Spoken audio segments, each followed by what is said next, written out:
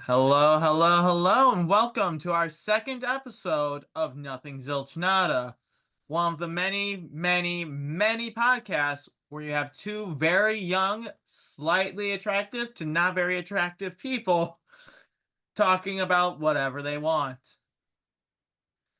With me is my co-host, a guy so calm in everything he does that his name is the personification in color of calm. This is Mr. Jacob Green. And for those of you who are only listening, he just did that ninja bow type thing. So Yep. just to But prove yep, just to prove how calm he is. And then you have me, someone with so much anxiety going on that I'm not just thinking about next week, I'm thinking about next year. That's right. I may have big things planned and nobody besides me knows about it. I wouldn't say you would think ahead. You wouldn't think ahead to next year. You'd be thinking ahead to like 20 years ahead of time. Oh, yes, I'm thinking so far ahead that at this point I'm just predicting the future. By the way, Jake, whatever you do in the year 2036, do not get on a Delta Airlines aircraft. You can go anywhere else, but not Delta Darn, Airlines. darn, I just booked a ticket 10 years from now. Oh, no. Jake, why? Anyway, Uh, because I didn't mention my name, I'm Xavier Dean. But why? Why would you do this, Jake? I thought we were by friends.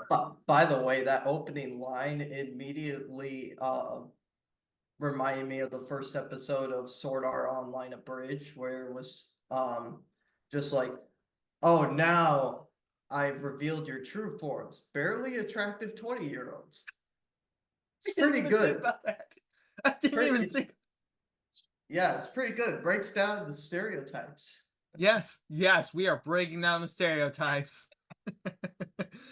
No, but anyway, so this is our second episode, and for those of you who are listening on Spotify, I know the last episode we were talking about an intro, and everyone who was listening on Spotify didn't get an intro or an outro. So I just want to clarify that is because the intro and outro are unlicensed as of this moment, so we can't use them on Spotify. But if you want to hear the intro and outro songs, feel free to go onto the YouTube channel. We have those up right now, so you should be able to see them, or at the very least, at this moment in time, the first and I guess when we release this, the second uh episodes out.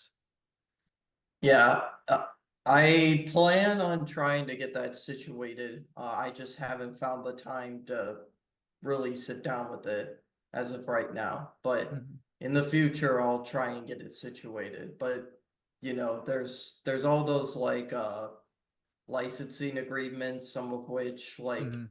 you have to pay for. So Right, and as of right now, um we're both broke college students, so in the we're not in the money situation right now.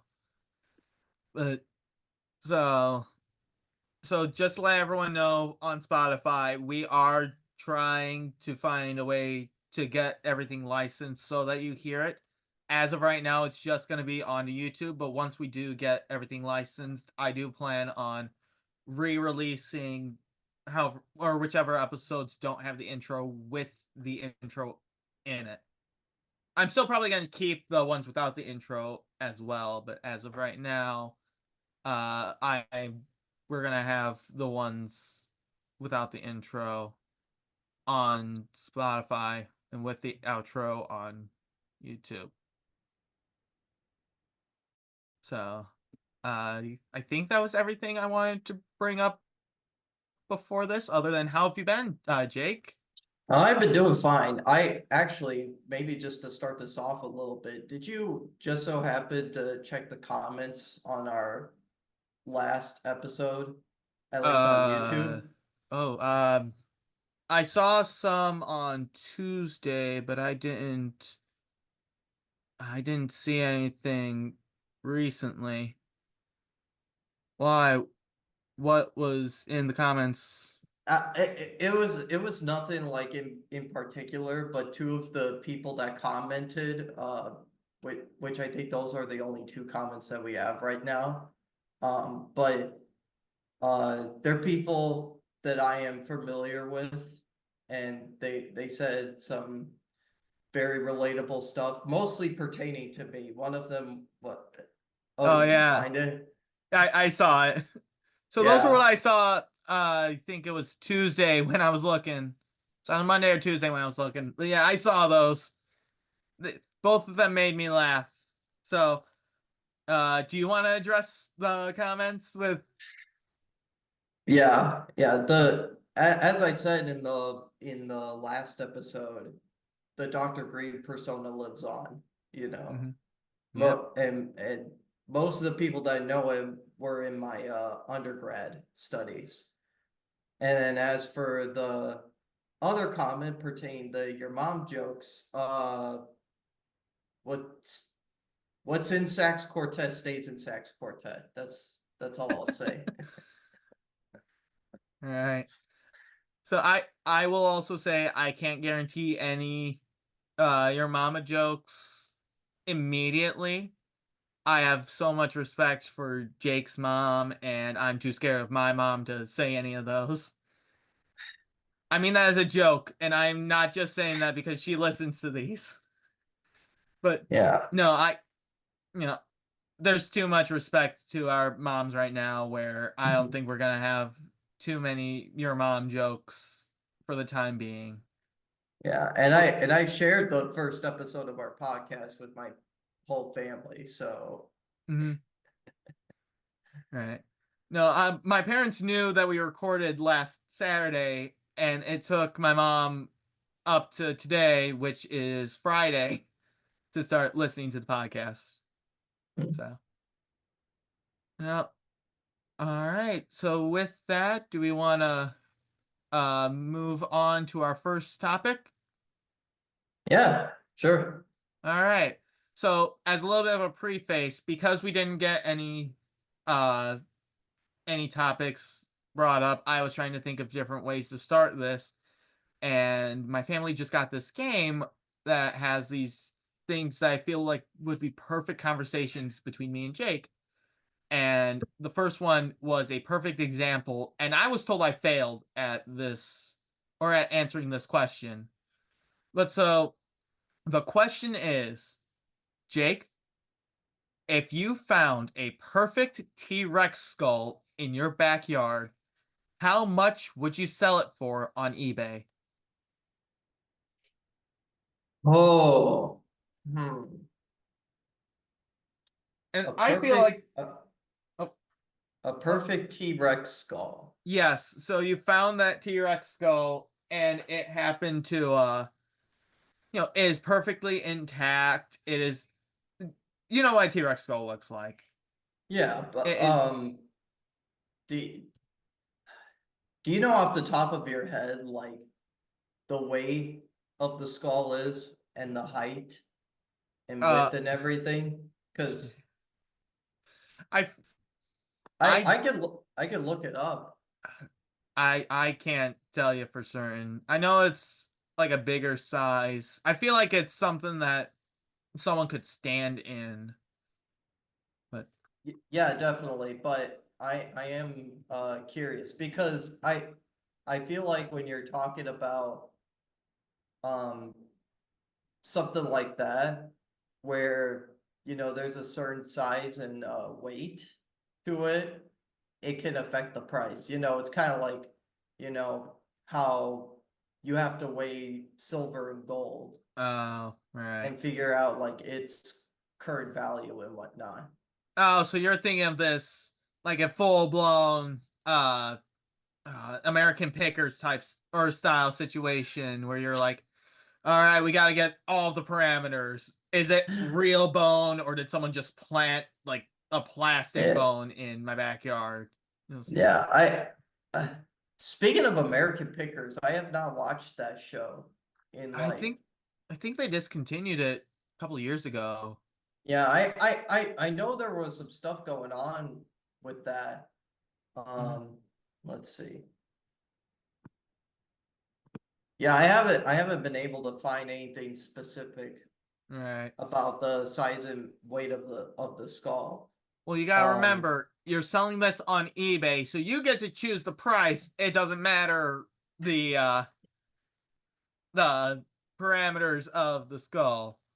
And again, this is a perfect yeah, skull. No cracks, no fractures, nothing. It's got all of the teeth on it. I I know, but like, hmm, let's see. So my answer that I had was $65 million. And the reason for that was because dinosaurs were around 65 million years ago. So I figured $1 per year.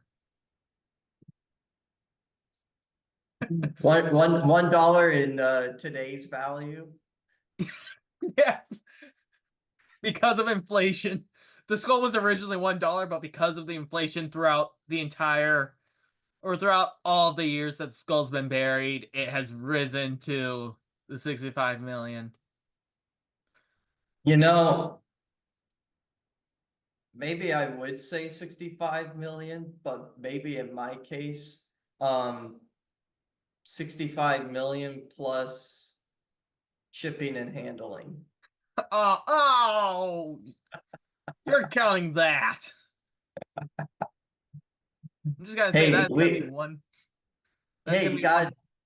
you What? gotta text the customers. That's how that works.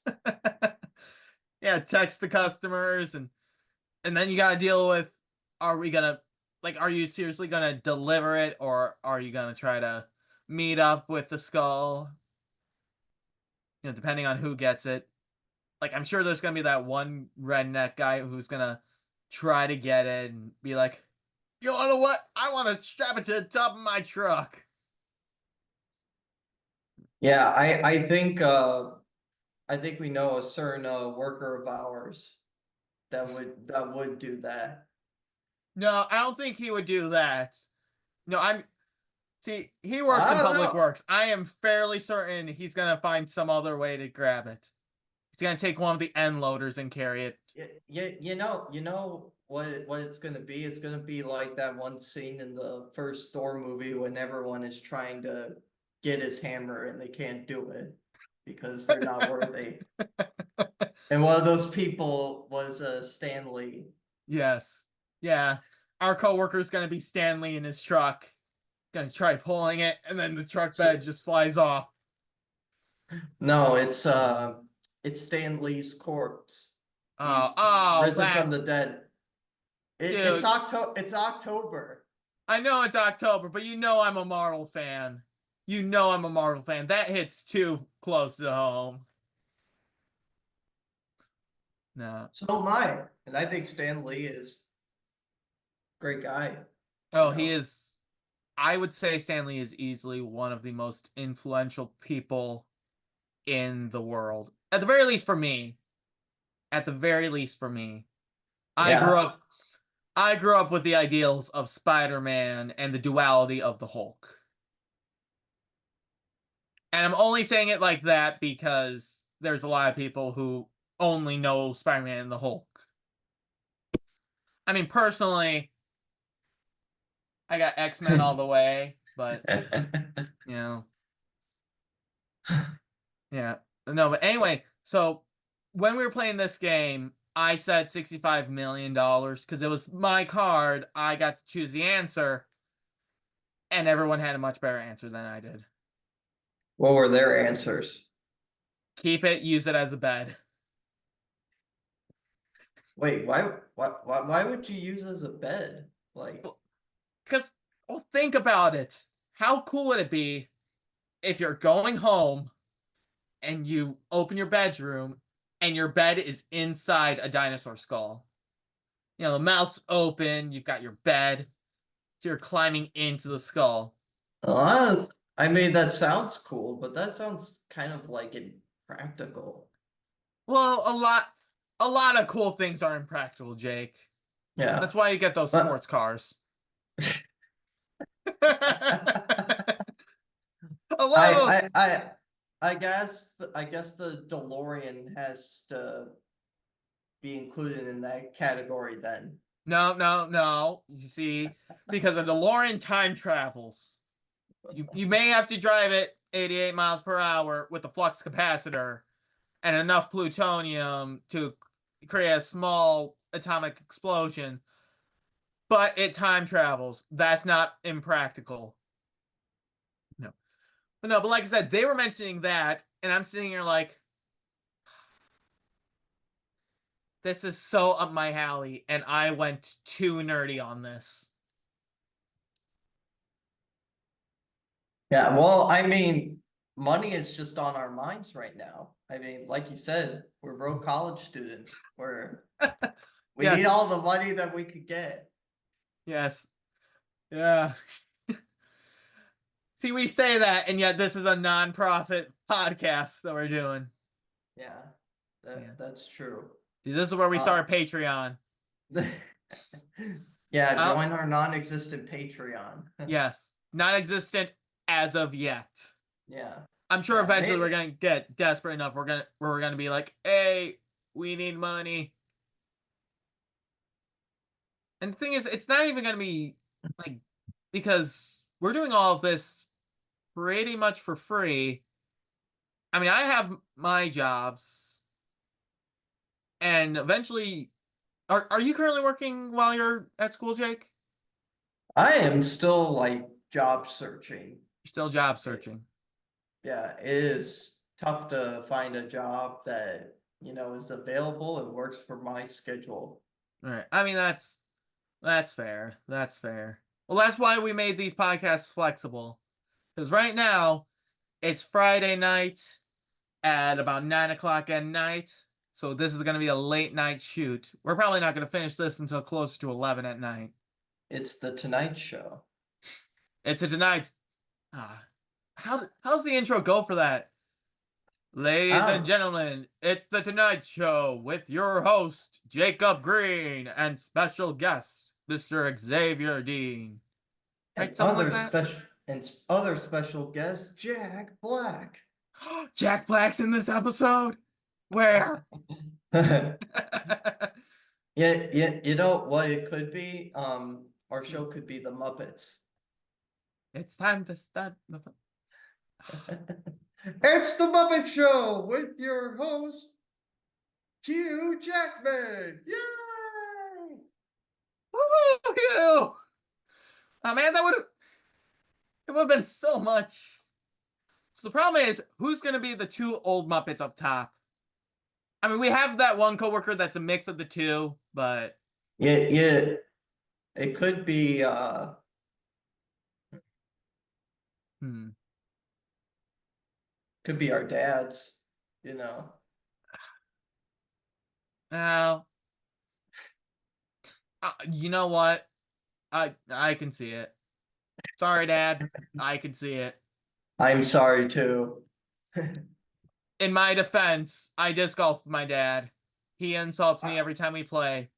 It's a, it's a, like a, it's not like a mean insult. It's like an encouraging insult. But yeah, I could totally see my father being one of the Muppets from the Yeah, Muppet Show. yeah, and my dad's one of my dad's favorite movies that we watch almost every year is A Muppet's Christmas Carol. Dude, And I love the Muppets Christmas Carol. yeah, and then we're Marley and Marley. Whoa! Hmm. Yep. It's great. I will say, out of all of the Christmas Carol iterations that have been made into movies, the Muppets Christmas Carol is by far the best version. And it is Yeah, really funny because it is a Muppets Christmas Carol. yeah, I just going off a little bit. I remember one Christmas, um, might have been last year, might have been 2 years ago. Uh, we go down to watch the movie, and my nieces and nephews were watching it, Hmm. and then I think a couple of them were like, "This is boring." It's like, In case anyone is listening, my mouth was just thrown open by that. They considered it boring. yeah, yeah. The next generation is different compared to our generation, you know. You gotta teach them the right way, Jake. You're I I've been trying. mhm. No, you gotta teach them correctly because at this point they're going downhill. They're going so far downhill. Uh, if my siblings are listening to this, I apologize.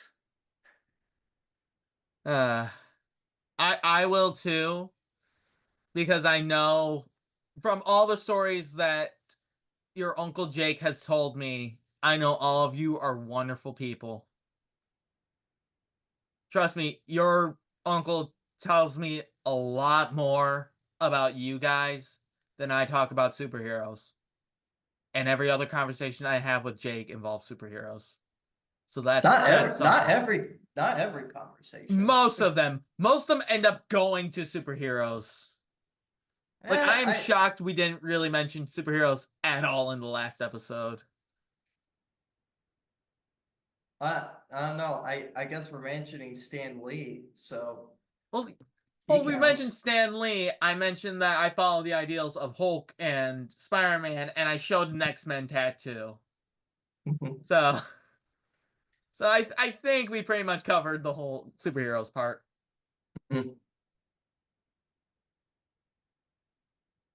So, but yeah.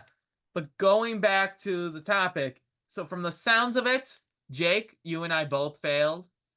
I said $65 million for the perfect T-Rex skull. You said $65 million plus shipping. And if you were to ask anyone in my house other than me, the correct answer is use it as a bed.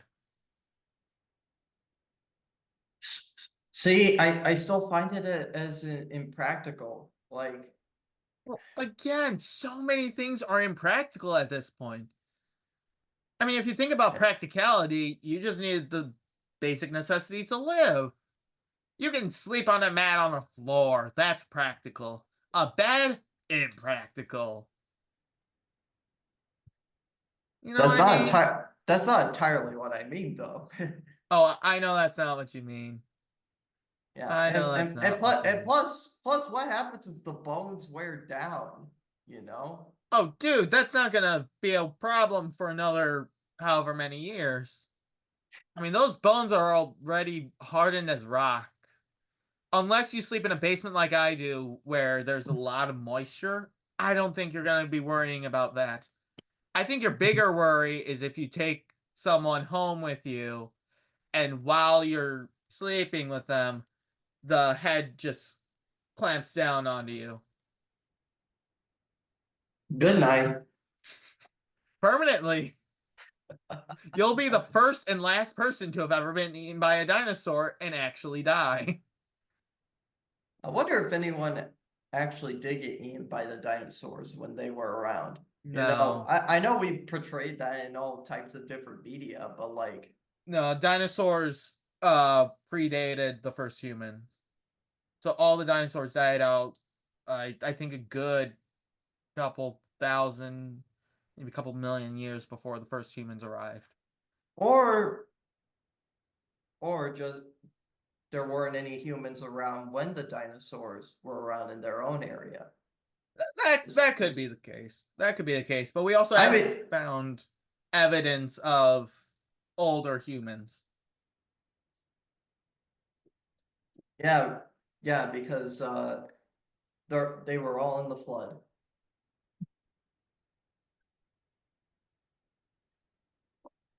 Uh, oh man, we went to both sides with that conversation.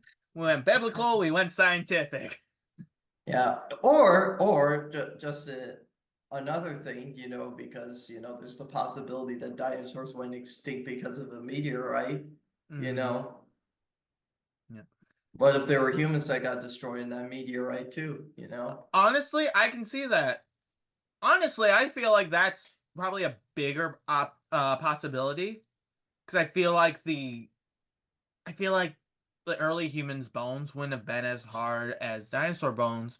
So when the asteroid did hit, it sort of evaporated the bone matter as well as you know.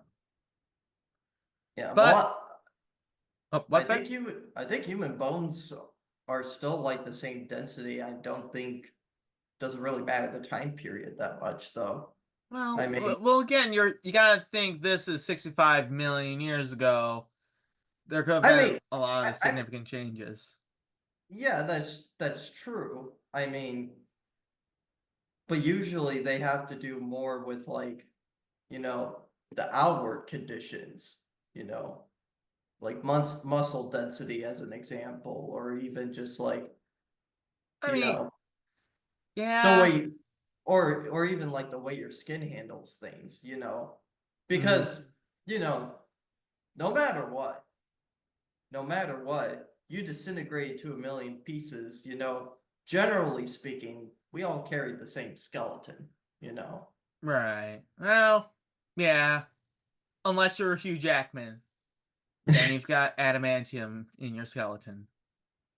I mean, Deadpool and Wolverine, Mhm. Deadpool literally like, oh, Oh wait, hold on. Before you mention it, I'm just gonna throw out a spoiler warning because that is still a movie yeah, released this year. yeah, I was just about to say something about that. Anyways, Yeah. yeah, Deadpool like twirls like Hugh Jackman's corpse around like a Mhm. rag doll. Yep. Which, by the way, the perfect introduction to a Deadpool movie. It's definitely the perfect introduction when it's like been in so many different memes and videos. Well, Like, it's not just that; it is literally the same thing over and over again. And that's what makes it perfect. Because it's not just that it's been in so many different memes and videos; it's that those memes and videos are that scene. yeah. Or it's people like mimicking it a little bit, you Hmm. know. There's Like this as sorry for cutting you off, but there's this YouTube channel called How It Should Have Ended. They've been around as far as I know since Iron Man 3 was released. okay, Maybe so even about like 2013. yeah. And I'm pretty sure they've been around for a lot longer than that. But anyway, they recently released their How Deadpool and Wolverine Should Have Ended. And they actually made their own version of that scene for their video. So I know that was an interesting segue, and there wasn't really anything else I wanted to say other than that.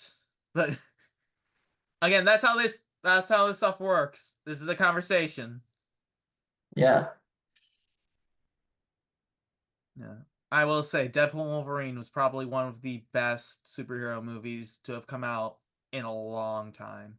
Yeah, I agree with that. And like I haven't even seen the other two Deadpool movies, and I probably should. Yes, But you yeah. should. Mhm. You Yeah, should. yeah, I wanted to go see them when they first came out, but like I I can't remember the reason why. I guess I didn't really find anyone to like go with or Well, something. also the first two Deadpool movies came out while we were Oh wait, no, the first one came out when we were in middle school. Right? Yeah, Yeah, it came out while we I were in the eighth understand. grade. So it Yeah, had just come out. And the other one came out 2 years later. maybe you would have been old enough to have gotten to see that one. I don't know. Maybe. That was the same year Infinity War, right? I Well, think no. I think I think so. Well, hold on. Infinity War came out in 2018, right? Yeah, it did. Okay, so yeah, it was the same year as Infinity War. Because Yeah, the and way the X-Men movies went at the time was 2016 had Deadpool, 2017 had Logan, and then 2018 had Deadpool and Wolverine. mhm, yeah. Now, Infinity War, I did go see when it first released, and I think Which one? uh, Infinity War. Mm-hmm. I I uh I was with my brother, and I think my sister and brother-in-law were there too. Right. Um, So I yeah, think. Oh, sorry, I yeah. didn't know you Can were. Keep going. can I just say I really like Infinity War. Mm-hmm. As a movie, it holds up extremely well. Yeah. Oh, yeah. So much better than Endgame. Yeah. I still like Endgame. You know what? Can I just make this a perfect segue into my topic for the day? Because I was originally Sure. trying to juggle different ideas, but this is so much better, and I need to get this off my chest. All right. We're All right, gonna hear a hot take. all right. We'll be right back to recording just in a little bit, but right now we're gonna have to start everything back up just to get this going. All right, you ready? Yep. All right. And we're back for not take one, but take two of this because I messed up the first time. I said the one no word I said I wasn't gonna say, so that was on me. So, to recap what we were about to talk about, I had a hot take about Avengers Endgame. So, Jake, what was your take on the film? Yeah. So I remember going to the theater by myself, like, Hmm. to see that movie.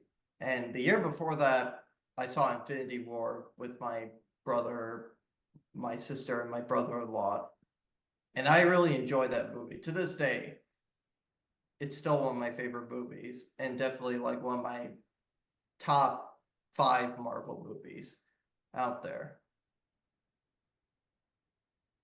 Hmm. And I remember going to see Endgame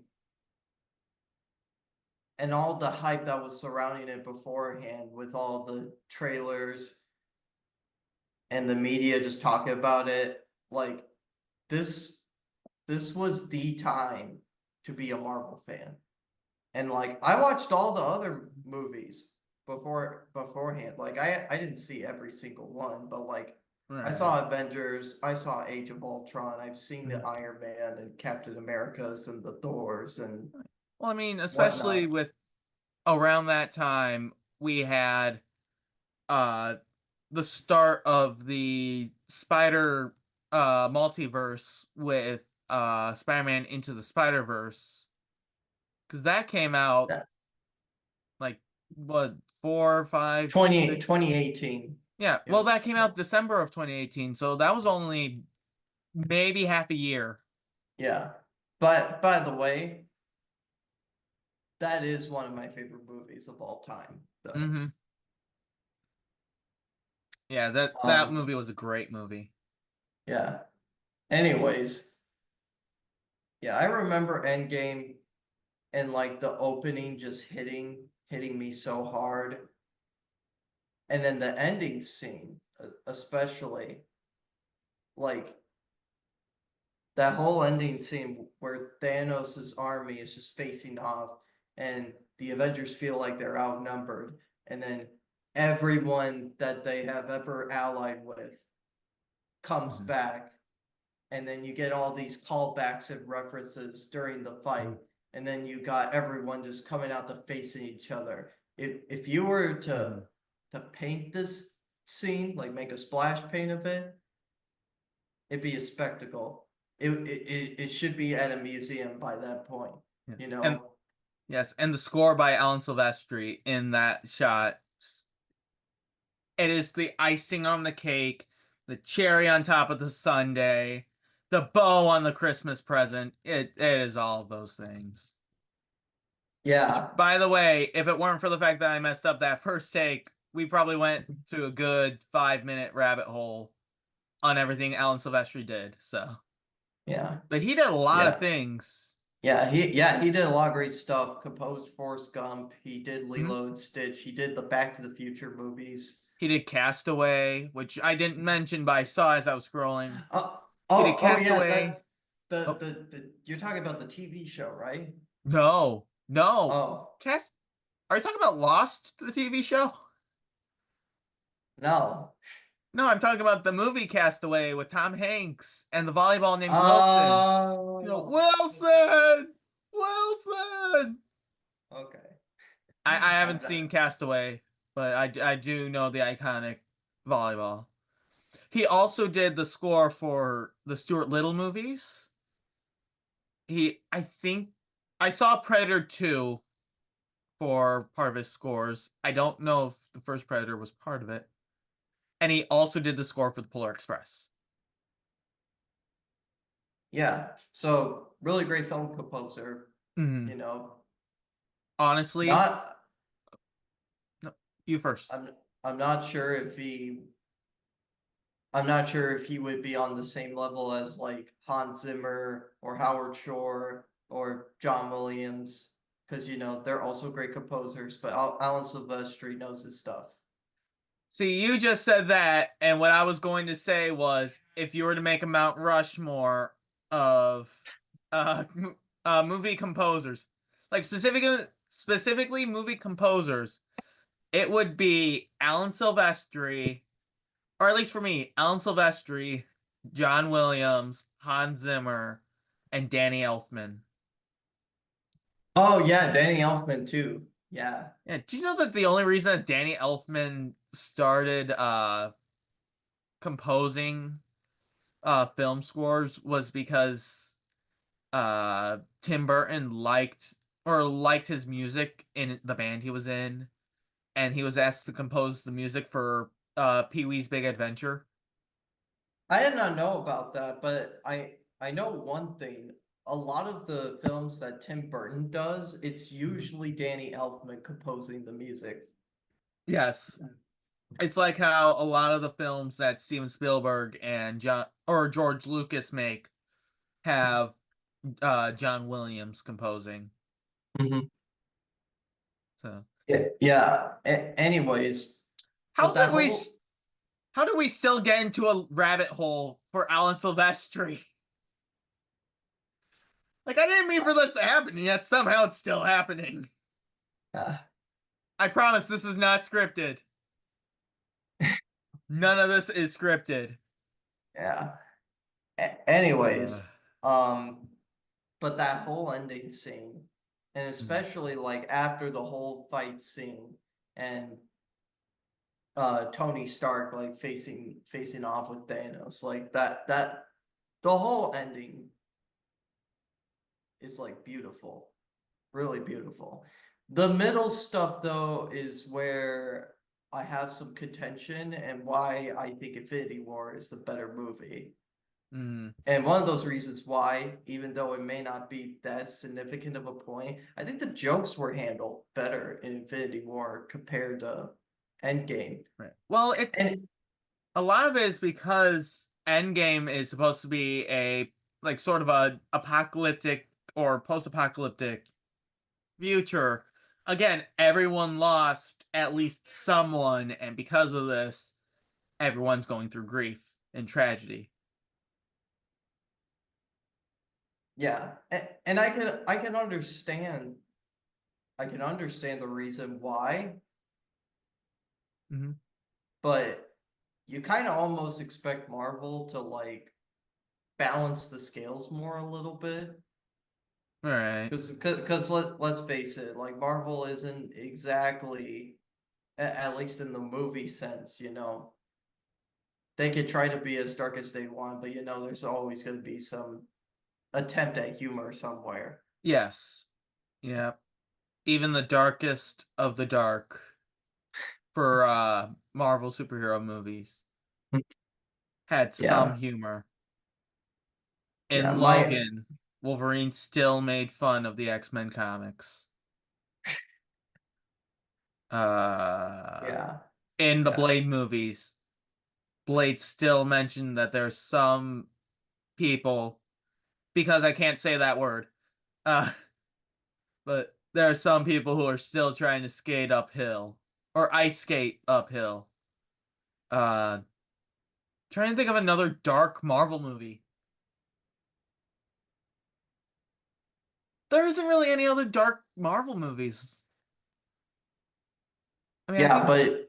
but I'm also talking about in terms of like their scenes where Hmm. like, you know, there are scenes where like they have to be like devastating, but they're usually balanced out by, the humor and the levity of Hmm. it. Right. But my other reason for preferring Infinity War though is that like Infinity War was the Thanos movie. Thanos had Hmm. a very well written character arc. Hmm. I mean, you didn't really get to see much of his beginning unless you paid attention to like some of the other stuff that was happening in the other Marvel movies. Well, I You mean, even know, then, the only other significant Marvel movie that actually had Thanos as a somewhat main character in it was Guardians of the Galaxy, and he sat in his chair the entire time. yeah. Um, but in that movie, Infinity War, even though the Avengers, they still got some of the main spotlight, Thanos was still very dominant and very present Hmm. because he was trying to capture all the stones and knocking down the Avengers like they're nothing. But there was some struggle to be had, and there is complexity in his character. Hmm. Well, You know, yeah. like one of the prime examples of it is when, just putting spoilers. I'm pretty sure most people have seen these movies, but So I would say, for a general rule of spoilers, we should probably keep it.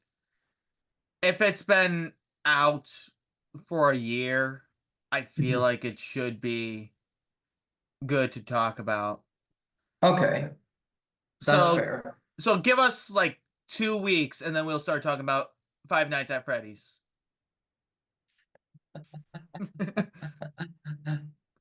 or at least start I talking will. about it without saying spoiler warning like we did earlier with Deadpool and Wolverine. Yeah, we got stuff to say about that movie. Anyways, Hmm. Do we? I, I barely remember that movie. I know I saw it. I know I saw it in theaters, but I saw it too. mhm. We're getting off track a little bit. We're Um, always getting off track. Let's be honest. Our start conversation was about a T-Rex skull, and somehow we managed to segue into this. yeah. But one of my favorite scenes from Infinity War was when Thanos had to get the Soul Stone, and Mhm. the only way he had to get it was to bring death to the person that he loved. Mhm. And Gamora, his like adopted daughter, is there with him, and she's like, you've never loved anyone, and yet he turns around and you see the grief in Yes, his eyes, the and amount the you amount of see him, emotion. It almost makes me wish that my father would look at me like that if he were to start wanting to kill me.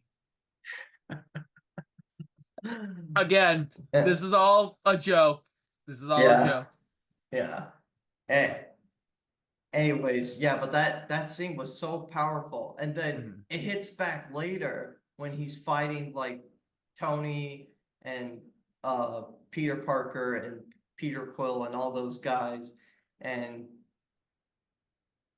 Mhm. Peter asks like where is Gamora, and like Peter just like he just doesn't believe it. Hmm. He just doesn't believe that Thanos would have done something like that.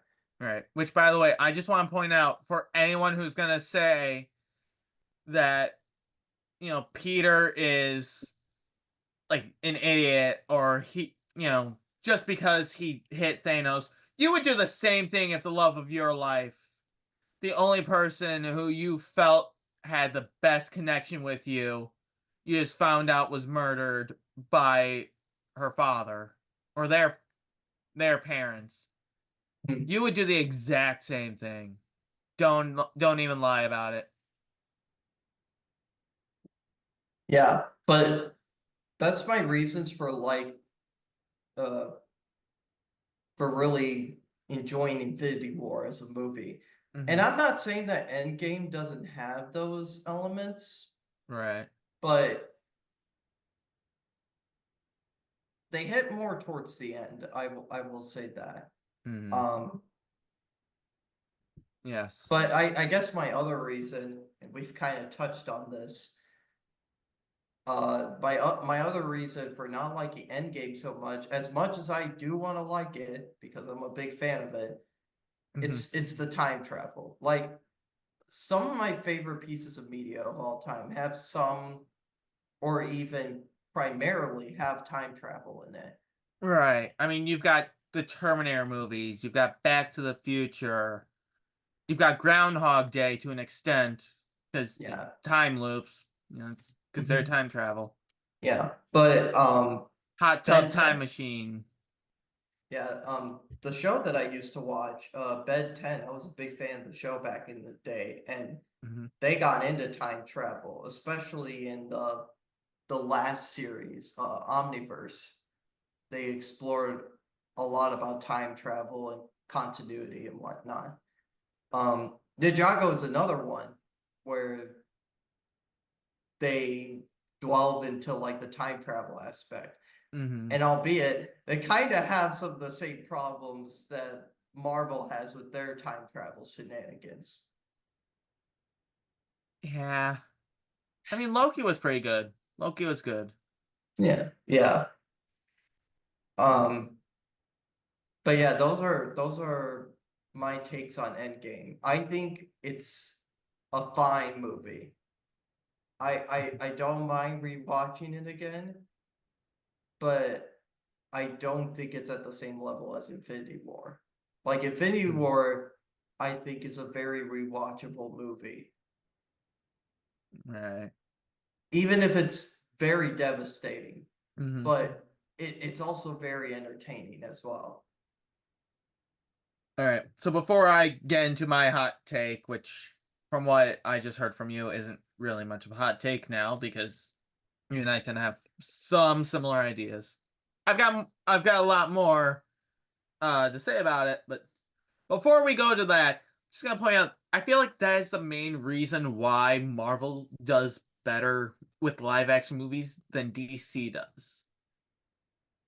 It's the rewatchability of the movies. Because with a lot of the Marvel movies, I can go back and rewatch them over and over again and still enjoy them, partially because they're not using like the, hidden villain tactic, or even if they are using it, they're not being subtle with it. They're basically saying, yeah, this person's the villain, but you can watch the movies over and over again and still find enjoyment because they're not trying to hide things from you. In contrast, if you were to try to rewatch, say, The Suicide Squad, or the new one with Idris Elba and John Cena, if you were to try to rewatch that one, you're not going to have the same impact as you did the first time because the first 5 minutes, everyone who you thought was going to be a main character dies. Sorry for anyone who hasn't seen it, but the beginning of that film, there's like the trailer set it up so that you're going to be on this big adventure with all these different characters, and they're going to be slowly picked off. But half the cast dies within the first 5 minutes, and it's everyone that's being set up within those 5 minutes. So, and it's not even just this film. There's so many other films that are coming out that DC's making that have that sort of twist ending, or they have stuff like that. I mean, the last Shazam movie had something similar to that. Not necessarily in the first 5 minutes, but closer to the end where something happened, someone does something, and then it got reversed because it's a little more recent. But you've got that, and then you've got Black Adam, which had a similar situation.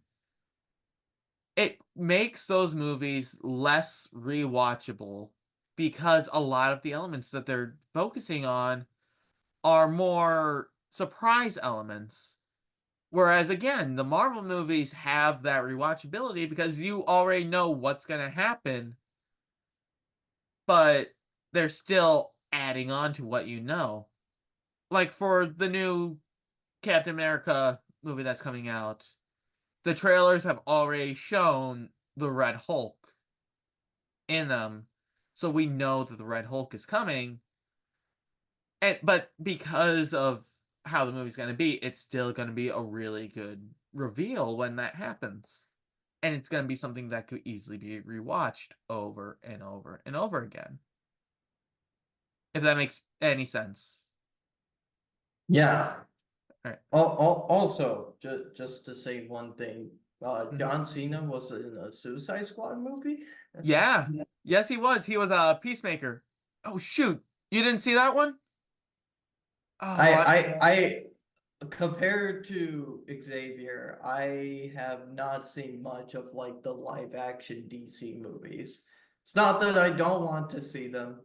I do want to see the Batman, and well, especially like its sequel, because I've heard many good things about those movies. Um, the sequel for the Batman has not come out yet. yeah, I They're know, still working but on it. uh, and, and anyways, I wanted to make a joke that like they're introducing the Suicide Squad. It's like and over on this corner is a man that everyone knows, and his name is John Cena. And then he body slams the Joker. Dude, that would have made the Suicide Squad so much better than it already was. It is still a phenomenal movie, and I enjoy that movie. It's really hard to rewatch it, but when I do get a chance to, I still like it. God, that would have been so much better. Maybe the same thing could have been done with Black Adam, with since Dwayne the Rock Johnson is the star of that movie. So that one I feel like was the big exception to what I was talking about. Like, yes, it had its moments, and it slowly is dwindling on rewatchability, but it still feels like a comic book movie. You already know what's gonna happen after you watch it, and it's still a fun ride. But anyway, we're gonna leave the realm of DC now to go back to Marvel for what I thought was gonna be more of a hot take, and is now just gonna be a hot coal in a shimmer or like a sizzling fire. So, Endgame, right? There was so much hype for it. There was all those trailers, and the trailers weren't giving away anything. It was saying, hey, here's these characters that were left alive. And then you've got this character who, like, they put a lot of hype on Captain Marvel with the trailers. But so, That's right. And mhm, just to say something for a minute, that's yeah. probably one of those small things. And I say Mhm. small things, even though I would have really liked to see it. So I remember when you and me went to go see Captain Marvel, and we both agreed that it was a pretty solid movie. Yes. Yes, to anyone who says Captain Marvel is not great, I mean, it might not be great, but it is a very good watch. I will Mhm. rewatch that regularly. I like the dynamic that Carol Danvers and Nick Fury had as they go through the movie. I'm also a Mhm. big cat person, and Goose is really cute. Yeah. I'm just gonna throw that. Um, I eh, I am both it- a cat and dog person, but if I had to mhm. prefer one, I'm preferring cats. Yeah, but here's the thing though. Here's my big thing though. Mhm, They teased her at the end of Infinity War with like the message that Nick Fury tries to send before he disintegrates and whatnot. mhm, And she gets like a whole movie like dedicated to her backstory and how she ended up with Nick Fury and how she ended up discovering herself and how she goes across how many different galaxies and universes to like make peace with other planets and whatnot.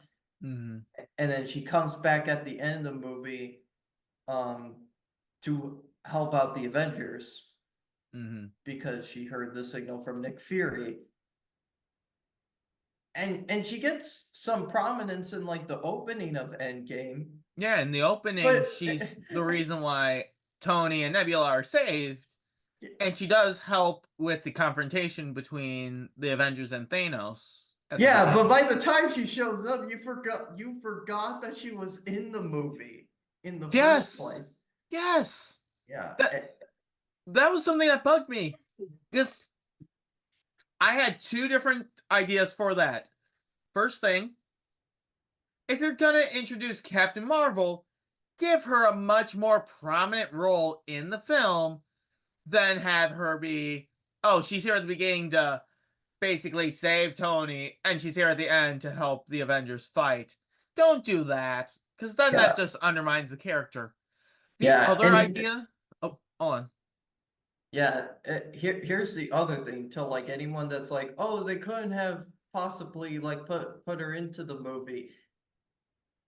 If they put Rocket Raccoon for like 80% of the screen time in Endgame, they could do the same for Captain Marvel. Just saying that. Hey, you And, are and not disrespecting Rocket Raccoon on no, this no, no, podcast. no, no, no. I'm not. I like him as a character, and I'm glad that he was part of like the main gang of Avengers that go on the time travel. But I'm saying what I'm saying is she should have been included in that group too.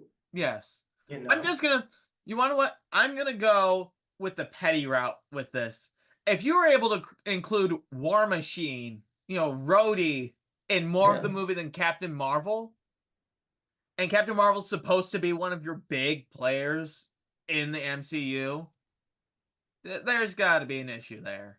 Yeah, and And same this is, same with Nebula too. Nebula was also included in that main group. well, Nebula had a reason. Nebula Yeah. had the reason, and her reason was so that there could be a little more closure with her and the team, and so that she could get a little Mhm. closer. But with Rhodey, what all did Rhodey actually bring to the table that no one else had? He brought the war. No, no, he didn't. He brought three solid jokes. He Yeah. brought three solid jokes. He brought Cheese Whiz. He brought Strangling Baby Thanos, Yeah, I and remember that. yeah, and he brought the scene where he was basically saying, "This is the guy who your sister was dating," to uh Peter Quill. That was Mhm. it. There wasn't anything Yeah. else. There wasn't anything else he brought. And this isn't me saying that War Machine's useless. I personally love the War Machine armor. I feel like Mhm. Rhodey is a really good character. Mhm. I just feel if you're gonna have a big character like Captain Marvel, and she's gonna get her own movie, she's gotta be more prominent in the big team up film. Don't just have her Yeah. like like a plot device to be like, oh yep, that's how Tony gets back home. Yeah, and also one other thing is that Scott, Ant-Man, had Mm, also had his own movie before Endgame came out. The Ant-Man and the Wasp. Mm-hmm. And even like the post credit scene reflected that like he was trapped in the quantum realm, and by the time that he was trapped over there, the people that were supposed to bring him back all got disintegrated, Mm-hmm. and he They got ended up blipped. being. Yep. I forgot that they called it that. They called it three different things. They called it the decimation, they called it the snap, and they called it the blip.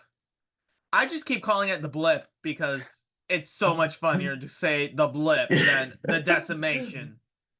The decimation makes me think that there's about to be a journey between several dwarves and a hobbit. That's for all you Lord of the Rings nerds out there. Specifically Hobbit, because there's bound to be people who are going to get mad at that once more people listen. My siblings won't be mad at it. We make Hobbit jokes all the time. Thanks. Thank you, Jake. No, but hey, oh, oh man, we're already getting the time. All right, I'm gonna make this quick then. So, first 5 minutes, I thought were perfect for Endgame. I felt that it showed enough of the impact of Thanos' snap that it was going to, or that it set the tone for the film. And then when it's revealed that the Infinity Stones are gone, and going into this, I already knew about the time travel aspect because that part was sort of promoted in one of the in one of the trailers. I'm sitting here like, okay, so they're gonna go to each of the aspects of the stones. So someone's gonna go through space to get the space stone. Ant-Man's gonna get the reality stone because he's in a different reality. And because I knew Professor Hulk was gonna be in it, I was gonna be like, okay, cool. So this means that Bruce Banner is gonna have a scene where he's gonna talk to the Hulk after the fight he and the Hulk had in Endgame to try and get either the Soul Stone or the Mind Stone. you know, uh, there's going to be all these different things. And no, after the first 5 minutes, it becomes a time travel movie. And it completely ruined Endgame for me.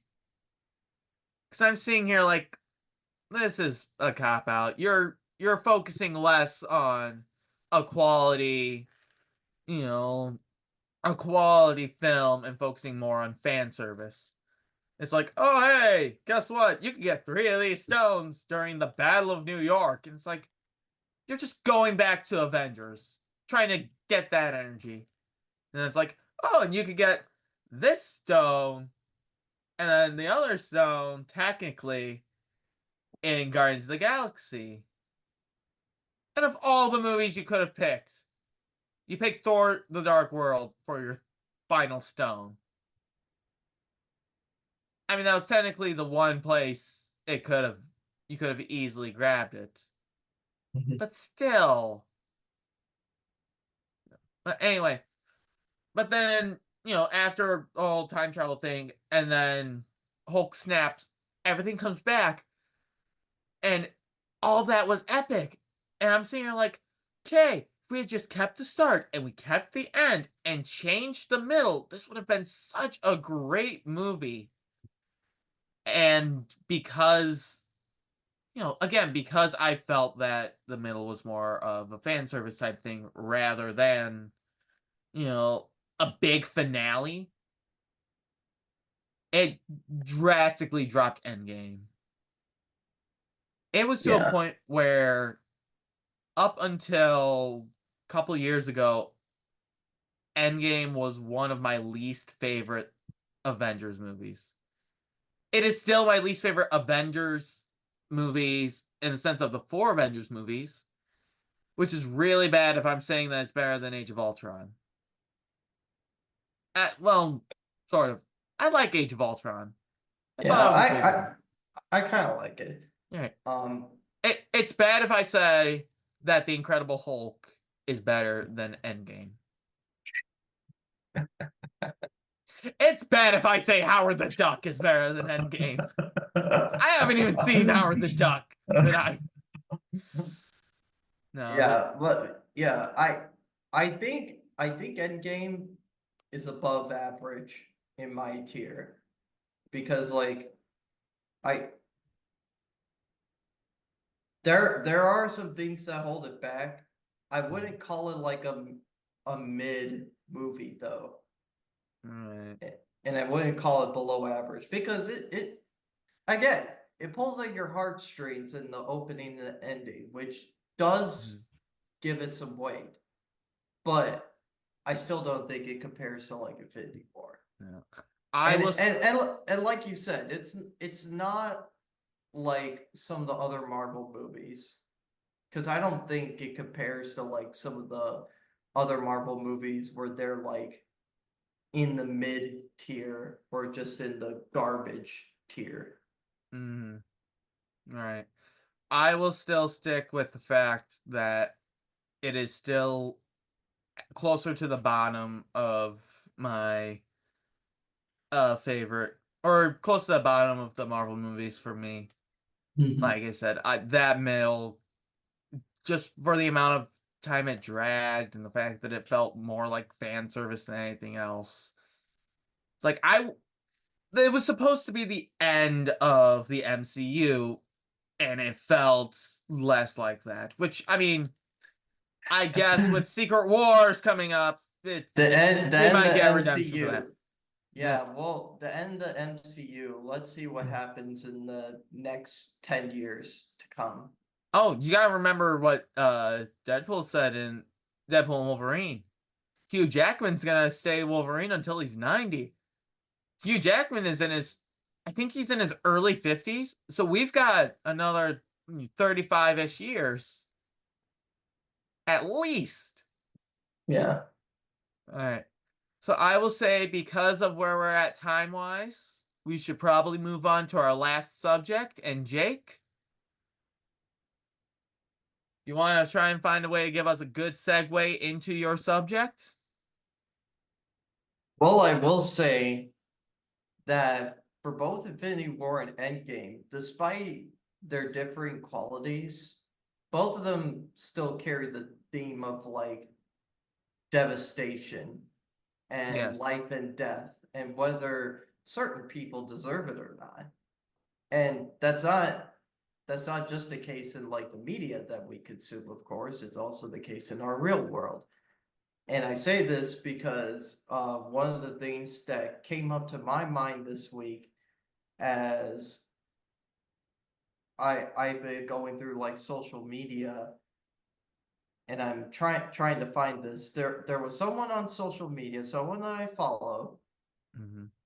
that posed uh, I say a simple question. It's a simple statement, but I feel like it could be a really great discussion point. And that question is, do narcissists, or he puts in parentheses, true narcissists, if do true narcissists deserve to be happy?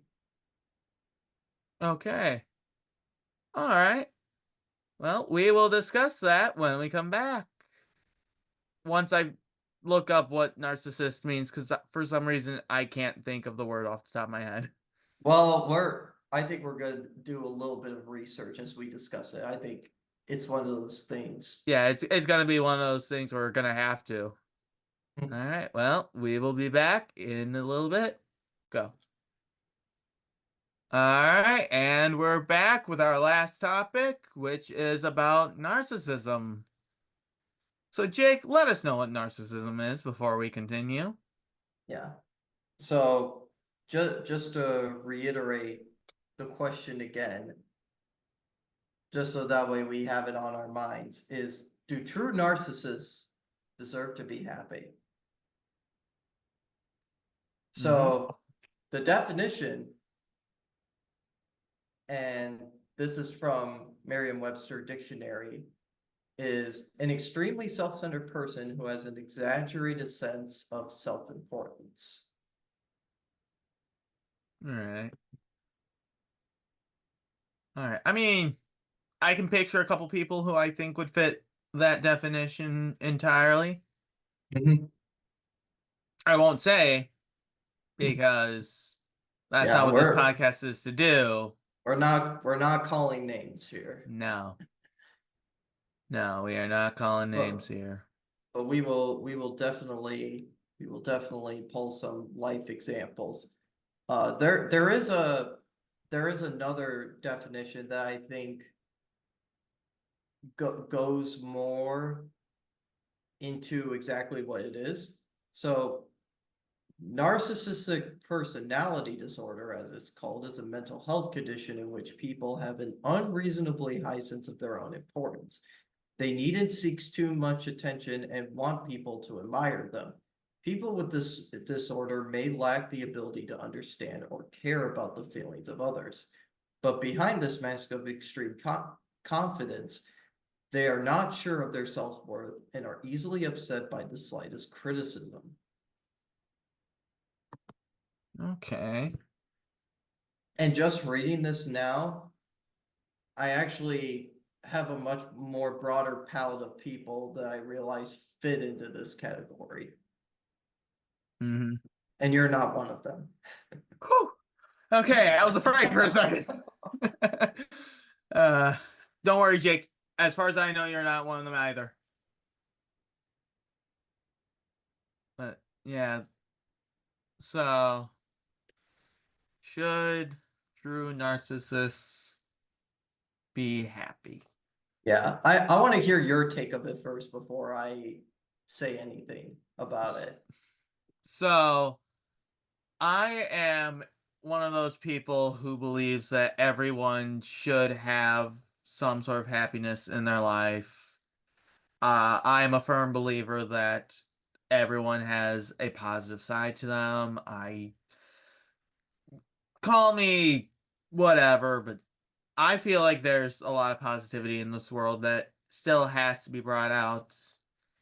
And I feel like everyone deserves, well, not everyone. There's a select few people throughout history that have, or that don't, or that I feel don't necessarily deserve, you know, the best. But I feel like there's a lot of people in this world, especially right now, who deserve some sort of happiness. As such, because of who I am, I do feel like true narcissists do deserve some form of happiness. It's not going to be the happiness that they are looking for, not that I can think of. It's probably going to be something more on a smaller level, but at the same time, I feel everyone deserves to be happy in some way, shape, or form. I know that's like a cop out type answer, but that's the No, answer that I truly feel. no, no. I'm pretty much on the same camp with you here. In fact, now my uh now my response to that question that to the person I followed that posed this question, Hmm. I I actually I did a double question for this response, and I say, do we all deserve happiness, even if we continue to make mistakes as imperfect beings? Yes, but how we get there is the real determining factor. Hmm. Right, exactly. Because I'm sitting here thinking happiness is such a broad category. Like I've mentioned this in the past. I'm going into special education teaching, and I'm currently at my third site as, part of the program. And both my last site and this site, had or I've taken part in teaching classes that involve, you know, emotions and positive qualities and all of that. So I've had enough time to think about different things for happiness. And happiness can mean different things for different people. Like Jake, I will take your saxophone, for example. Does your saxophone make you happy when you play it? Uh, kind of depends, if I'm just like sitting around in a practice room, it's more of a neutral feeling, because Well, I'm working on stuff. But when I'm on the stage, It depends. I get a mix of different emotions. Some of it is happiness. Some of it is just like general excitement, which I think some of that can be paired with happiness. Although I think excitement is like its own separate term for separate reasons, for Mm-hmm. better and for worse. I will say that. Right, right. Oh man, that kind of Um, backfired on me. That kind of backfired on me because I'm sitting here like, oh, he's definitely gonna say yes in some way, shape, or form, and you're like, eh, it's more of a neutral feeling. Like, ah, okay, fine. You know what? Running because you recently ran a 5K. How does running make you feel? I I swear, get this is another one of those neutral things. okay. This one, well, part of the reason I still run is because it's my way of getting exercise in. And, I do stuff with weights, I do push-ups and sit-ups and whatnot, but I still Right. run. Because unlike all those other things, well, maybe besides a couple of them, running is a test of endurance. So, and the other reason that I run is because it's a good way to blow off steam, and it's the other reason why I like playing my horn, It's my other way of like just blowing off some steam sometimes. So it's just one of those things where like, you have a stressful day or whatever, Mm, something just like triggered you and whatnot. And I feel like it's important to have stuff like that, yes. where you have to blow off steam, because if you just contain it and don't release it in some fashion, then Mhm. you're not going to feel better. But on the other hand, if you do release it, but in a very improper fashion, I think the most common example is like, oh, you yell at your friend for no reason, even though they didn't do anything wrong. I You swear, know? your conversation about the taco made me mad. The Yeah, taco did but not deserve it. yeah. Anyways, but you yell at them even though they don't deserve it. Mhm. But you need to find a healthy way to like blow off your steam, whatever that might be. Could be running, could be painting, could be, just walking, you Mhm. know. Yeah, and honestly, for someone like me, a great way I do it is disc golfing, Mhm. which is actually really interesting because disc golfing was one of the subjects I was going to talk about. I'm going to leave that for a different episode, but I just want to keep this short and sweet because of how stressed I am normally, just with school and stuff I have to do at work, stuff I have to do at home, chasing my sister around with all of her things. I use disc golf as my stress relief. I will go out and play 9 to 18 holes of disc golf just to make sure that I can uh let whatever is trapped inside of me out. And it does so many different things. It gives you that physical release. It allows you to walk. I think my local disc golf course, I mapped it. It was the full 18 holes is the equivalent of a 5K when you count all of my bad throws into the woods and out of the woods. But still, you know, that's something. It's like Jake with his running and his music playing. It's something that relieves stress. And I feel like stress relief is one of the ways you can be happy because when you're, you know, when you're relieving your stress, you're relieving everything that tenses you up. You relieve whatever is making you upset, and you're relaxing. You're taking a breath, and you're making or bringing up, or you're getting yourself ready for happiness. Mhm.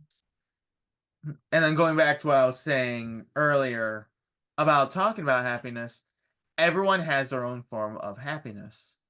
Whether it's, like, for example, a kid. What would make a kid happy?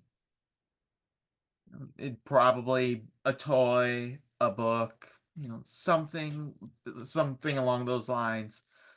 I know when I was younger, I I loved to read. It made me happy.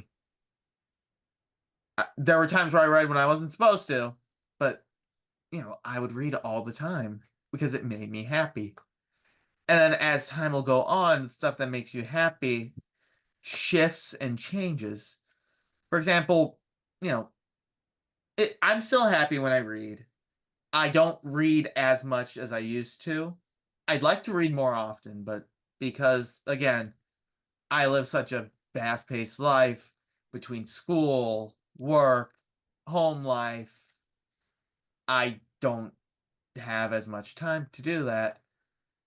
So my happiness has shifted on more towards smaller things, shorter things. Like, again, disc golf, trying to read a book, it will take several hours for a bigger book that I would like to read.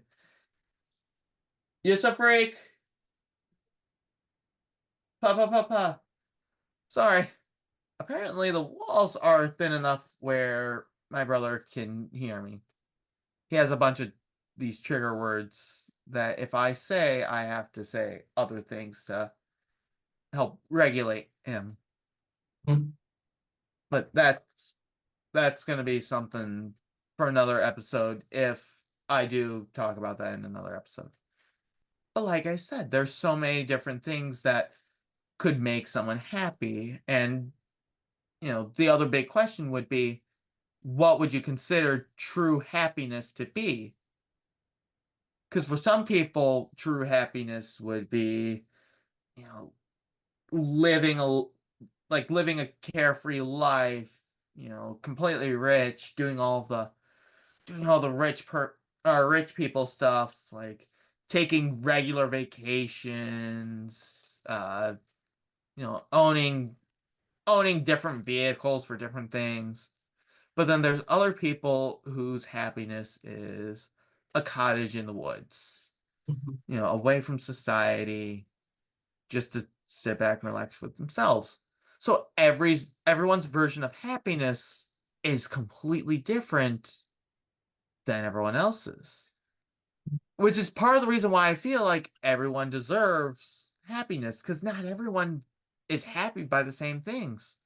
What Mhm. makes Jake happy might not make me happy, and what makes me happy might not make Jake happy. I know Jake The and I are both. taco, the What's taco that? doesn't make me happy. Oh, you take that back. You take that back. We are not ending this podcast in episode 2 because you keep bringing up that taco. The taco didn't deserve this hate. No tacos were harmed during the making of this podcast. Yet. Thankfully. Yeah. But no, but like I said, you know, Jake and we're doing this podcast because talking to each other makes us happy. We wouldn't be doing this if it didn't. Like, I know there's a bunch of other people who are happy to talk to me, but you know, it it's a different kind of happiness, if that makes sense. For example, our happiness with talking is more along the lines of not only do we enjoy talking, but we enjoy sharing our ideas with people. And I've got a lot of people who just like talking to me because I'm not going to share what they're telling me with anyone else. So, like I said, your happiness is going to be different depending on who you are. I know I basically just sidetracked this entire conversation to do a lot of the talking. So, Jake, No, no, definitely. I do want to mention though, going back to like specifically with people who are narcissistic, or at least people that I've come across that have been, there have been there's probably been more people, but in terms of the ones that stick out to my mind right now, there's two. And, not going to say their names. I'm not even going to say the time period. But I say for the case of both of them were really talented at what they did. You know, like really great talent across the board for like the skills that they were able to achieve.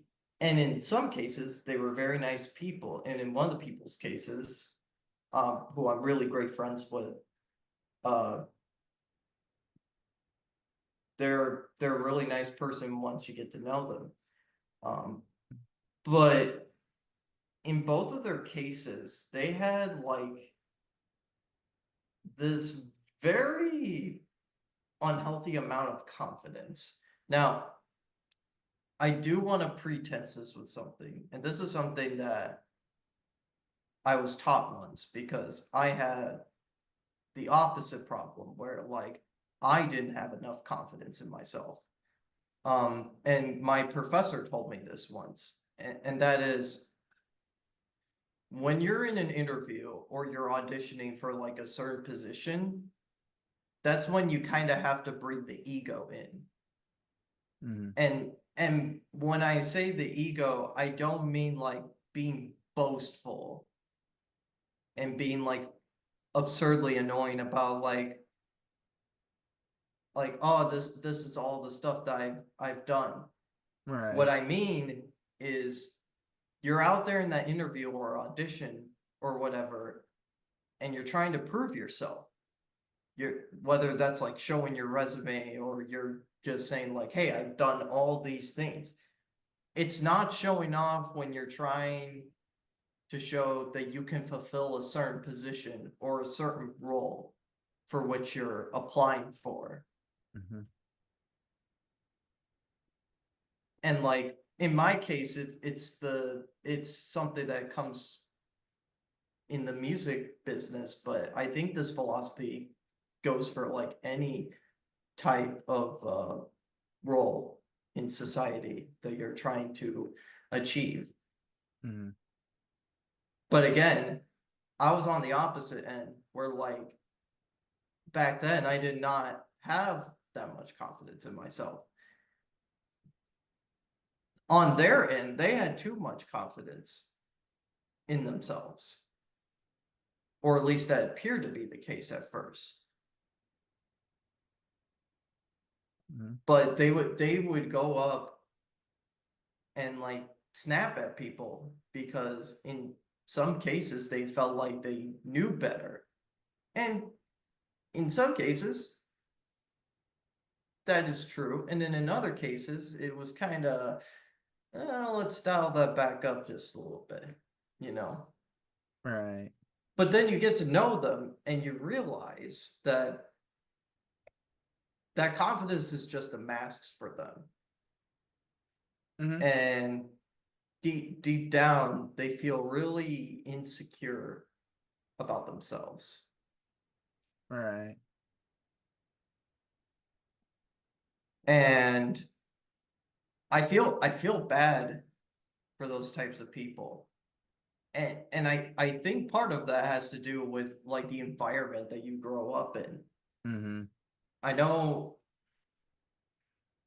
I know for both of our cases, like both of us have like great parents.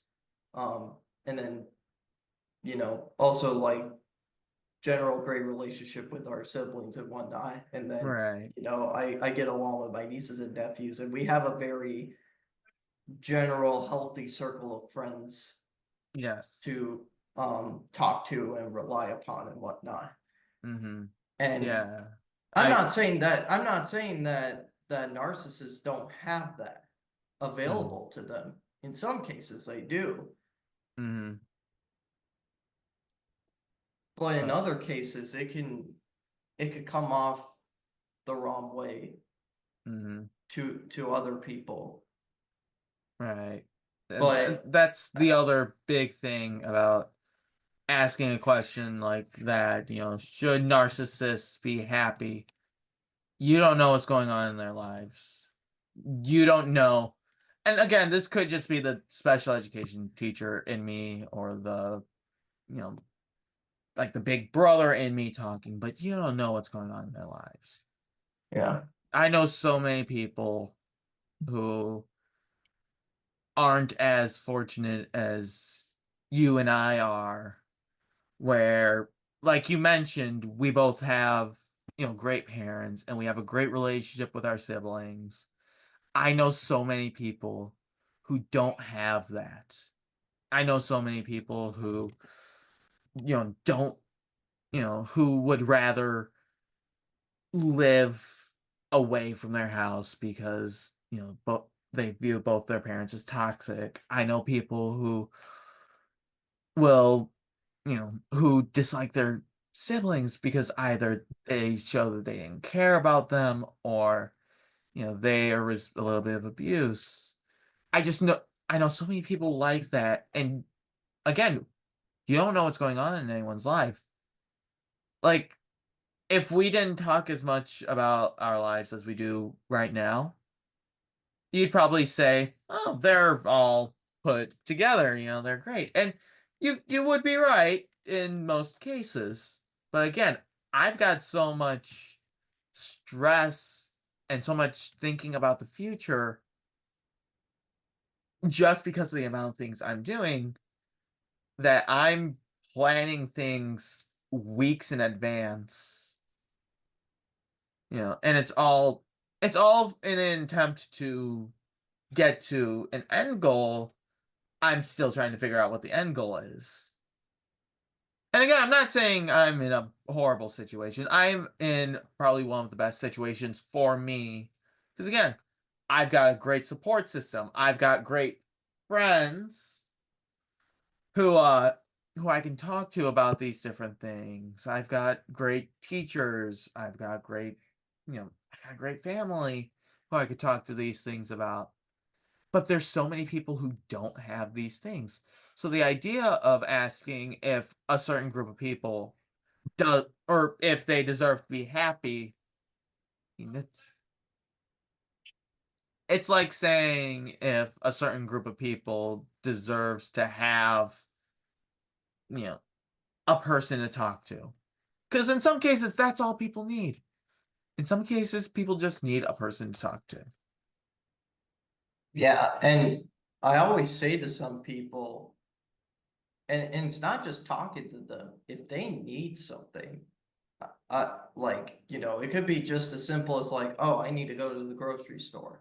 It's like, Mhm. I have a car, I'll take you there. Right. And for me, like I get a lot of messages from people. I can't always guarantee I'll get back to you right away, but I will try to get back to you as soon as possible. Like in the Yeah, duration of the recording of this episode, I've gotten a call from two separate people, both of which I'm gonna call back eventually just to say, "Hey, what's up?" And I know both of these people. I know they're not calling me for anything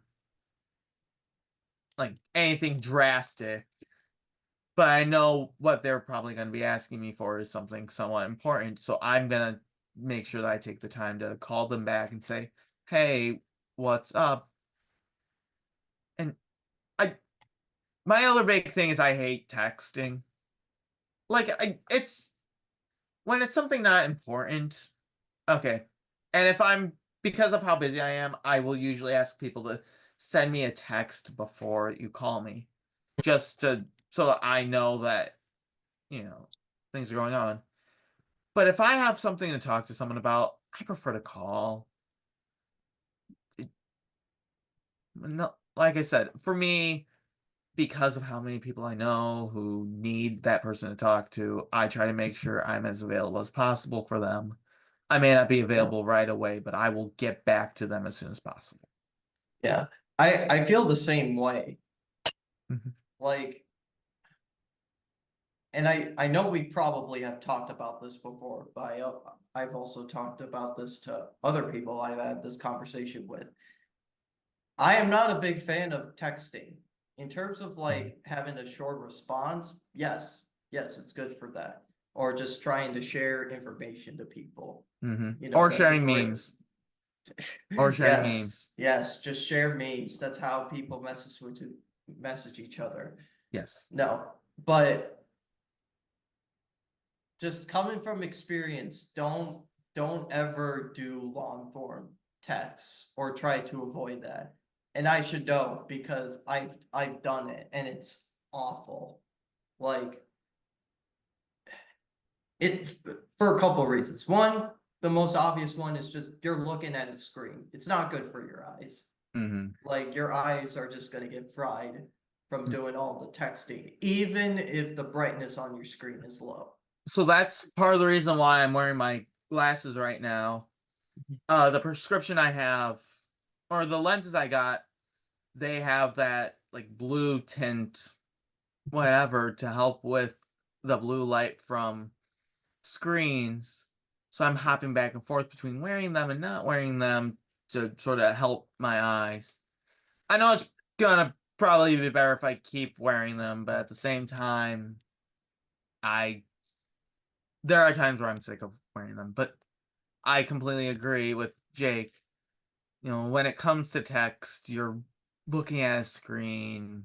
Yeah, and And just to say real quick, my second reason is there's no emotion behind it. oh, definitely not. Part of a conversation is that you actually get the opportunity to express someone your thoughts and opinions, and part of that is through like facial expressions Mhm. or even just like the levity of your voice. And I You feel like know, that's, oh, sorry. I feel like that I is, oh, you first. yeah, I unless the person you're talking to, even if like they're the most even if they're the most monotone person out there, hmm like I still think that it's better than texting, you know. Yes. And I feel like Yeah. that's one of the biggest problems with society right now, because we've gotten so used to talking through screens and uh text messages that we're slowly falling off at like genuine conversations. Again, it's part of the reason why Jake and I are doing this podcast. It's so that we can help promote these conversations. And I feel like, again, if you're doing it on a screen, it's not like this where someone says something and you have to think about something right away to say afterwards. Someone sends you a text, you can take however much time you need to send a reply. And like Jake mentioned, it eliminates any sort of emotion. You can send a text to say, ask, how are you doing? And someone will send fine. And, you know, at these days, fine means so many different things. And Yeah. so you would basically have to assume what fine means for that person. Meanwhile, if you were to talk to the person, or if you were able to be in person with them and say it to them in person, you can tell by their body language or by the tone of their voice what they mean by fine. For example, if I were to ask Jake, how are you feeling today? And he's like, "Oh, I'm fine." With like a little bit of an agitated tone, I'm seeing like, "Okay, he's not fine. Not fine at all. He's angry. Whose legs are we breaking today?" Or yeah, could be like, oh, I'm fine. See Or that one like, I know he's genuinely fine. He's okay for now yeah, I'm not until we breaking need. any legs yet. Dang it! I was about to get there. Or then if he's like, I'm fine. He's sad. And again, that's where the whole texting part comes in, because Mhm. you're eliminating that. You have the messages, but you don't have the emotion. Yeah. Like even with oh Also emojis don't help. no. No, because there's certain people who will put 20 different emojis in their text, and it's like, what are you trying to say? It's a new form of symbolism. Mhm. It's a language. Right. Yeah. But anyway, to circle back to the original question, should narcissists be able to be happy? I feel like yes. Narcissists are human beings too, and because of that, I feel like everyone should be happy. Yeah. Yeah, and I think every being deserves to be happy. And like the Mhm. response that I made, again, it depends on the journey that you do Mhm. to take it rather than the destination. Because how your journey makes up may not line up exactly with how your destination goes, and it might take you somewhere else, you know. Mhm. And I think the other thing to keep in mind is I think there's a difference between having a life full of happiness versus having a fulfilling life, which I think has more prominence to it because you're talking about having happiness in your life, that is something that all of us want. But let's face it, you're gonna experience all sorts of emotions throughout your Mhm. life. Yeah, Pixar made two great movies about that. I think wasn't one of them up? Oh, I was talking about the two Inside Out movies. Oh, So I guess three. Pixar made three oh, really great. Well, if we're going there, we can't just limit it to three because you've got a lot of really good emotional films from Pixar. I mean, you've got the wait, Inside Out films that are literally about the emotions. Up, wait, Wally. yeah, wait. I just thought of something. It isn't a Pixar movie. I thought of the best movie about emotions, What? and that's the Emoji Movie. Oh, no. All right. Well, with that and the fact that we only have 5 minutes left in this recording, I would say that it's about time to wrap up our second episode of Nothing Zilch Nada. Jake, any final remarks that don't involve the Emoji Movie? Yeah, just stay happy and healthy, you Hmm. know, and watch Endgame if you watch both Infinity War and Endgame if you want to see where we're coming from, if you've Yeah. not seen the movies. Hmm. And to quote a really good reggae artist, don't worry, be happy. I'm Ah, sorry, man, I brings had back so to. many good memories. Hmm. Yeah. All right. Well, with that, I'm Mr. Xavier Dean, And I'm Jacob Green. and this is us signing off on our second episode of Nothing Zilch Nada. We will see you back here next week. Have a Have a good good night. night.